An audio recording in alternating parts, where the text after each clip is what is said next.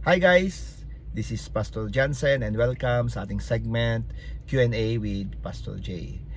And the question that we have right now is, why do we need the perfect Word of God?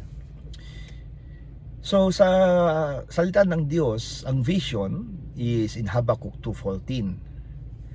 And the earth shall be filled with the knowledge of the glory of God as the waters cover the sea. So question, how can we know the knowledge of the glory of God? How can we learn from it? Kailangan natin ng information coming from God. At sabi nga ng Panginoon in Matthew 4:17, repent, for the kingdom of heaven is at hand. How can we repent if we do not know what is right or wrong? Ano ba yung dapat natin gawin? So we need the law of God. We need the words of God. Sabi pa nga ng ating Panginoon nung siya ay tinukso ni Satanas doon sa after ng 40 days and 40 nights na fasting ng ating Panginoon. Sabi ni Lord Jesus kay Satan, man shall not live by bread alone, but by every word of God. Sa Luke 4:4, sa Matthew 4:4, but man shall not live by bread alone, but by every word that proceedeth out of the mouth of God. If you're going to link these two together, that the word of God means it is coming out from the mouth or the lips of our Father in heaven. At sabi dito ni Kristo Jesus, every word. So bawat kataga. Hindi lang selected verses na tulad ng ginagawa ng iba. Ang gagawin nila is they're going to pick a verse that will satisfy yung kanilang lust. Kaya napakahalaga talaga na itong mind natin, this is the breeding ground breeding ground of either wickedness or righteousness. Kaya dapat tayo ay nagbababad sa salita ng Diyos because our mind is the breeding ground of God's righteousness. Kaya balik ulit tayo doon. How can we learn the knowledge of the glory of God if God Himself will not send us His instructions? Mga kapatid, the Bible is God's Word.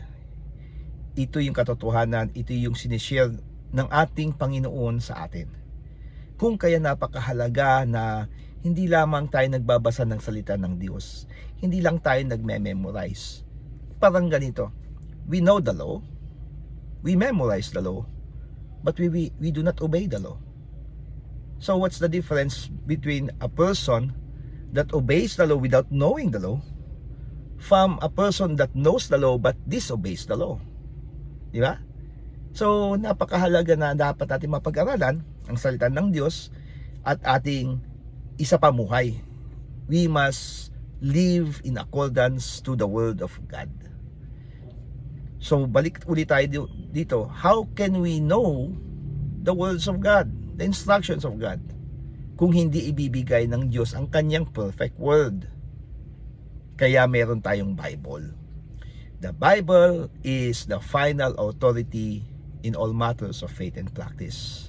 Pag sinabi mong final authority, ito na yung pinaka mataas, it is supreme of all authority dito sa mundo. Diyan nakasalalay ang lahat. Kaya napakahalaga ang Bible mo. So the next question here is, what kind of word or what kind of Bible do we need to have? Is there such thing as a perfect Bible? Dito natin makikita na iisa lang talaga ang perfect Bible para sa akin. Okay, in accordance to my studies and research, only the King James Bible is the authorized Bible that has no flaw, that has no error. It is infallible, it is inerrant. Okay, therefore it is divinely inspired and providentially preserved. Hindi tulad ng ibang mga versions. Because dalawa lang ang branch kasi ng Bible. The righteous branch and the wicked branch. Okay? So ano tong righteous branch? Ito yung Byzantine line. Dito nang galing ang King James. Ang lahat ng Bible, including New King James, nanggaling ito sa Alexandrian line.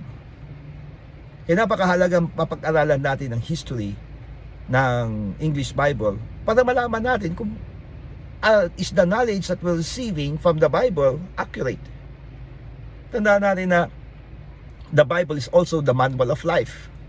If you need a good manual that will guide you to victory and good success, you need a perfect manual. Therefore, there's no such thing as many perfect Bibles or this version, they are all perfect Bibles. No, there's only one perfect Bible, and that's the King James. If doubt ka, follow along, magbibigay ako sa mga susunod na mga Q&A natin ng mga lessons kung bakit ko nasasabi that the King James Bible is the perfect Word of God.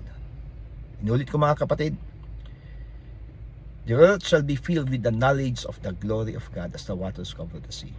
The question is how? And what kind of information do you want to receive? If magulang ka, gusto mong ipasok ang anak mo, the question here is, saan mo siya gustong ipasok? Gusto mo ba siyang ipasok doon sa barbero o sa school? At anong klaseng school ang gusto mong ipag-enrollan ng anak mo? 'Di ba the best school? The same thing. We need to have the best Word of God. There is such thing as the best Word of God. Until now, I'm searching.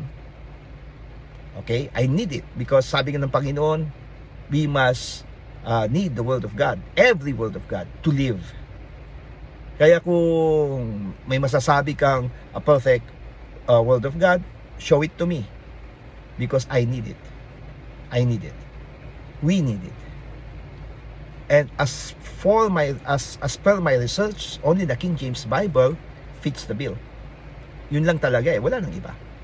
Mga kapatid, as I end, I do hope and I do pray that you take this with an open mind. Try to Google, try to research what is the perfect Bible, and try to search about the versions that perverts the Word of God. Naglalagay sila ng lason NIV is a Bible that promotes sodomy. Okay? Marami tayong i-discuss diyan patungkol sa mga Bibles. Kaya NIV is the worst kind of version available right now in the market. And only the King James Bible, siya lang ang walang copyright. All other Bibles has copyright. Diba? Di mo palang makikita at malalaman na ang salita ng Diyos ay libre. Hindi copyright. Again, brothers and sisters, I do hope and I do pray that you receive this with an open mind. Do research. Love the Lord your God. Let's love Him. And let the wisdom of God flow in our lives. Let us pray. Father in heaven, right now, we give you thanks and praise. Salamat po sa Q&A na ito na tunay nga pong nais nyo kami matuto, kami ay patuloy na manahan sa inyong salita. Let your words be true. Continue to move in our lives and the lives of my brethren right now. As we continue to seek your word, as we continue to meditate on your word, as we study your word, teach us, O God, to rightly divide the word of truth. May your wisdom, understanding, and strength be upon each one of us. Let thy kingdom come and let thy will be done in our lives, in our family, in the things that we do, as it is in heaven. This we ask in the mighty name of Jesus, our Lord, King, and Savior. Amen. Goodbye mga kapatid. See you next time. To God be all the glory.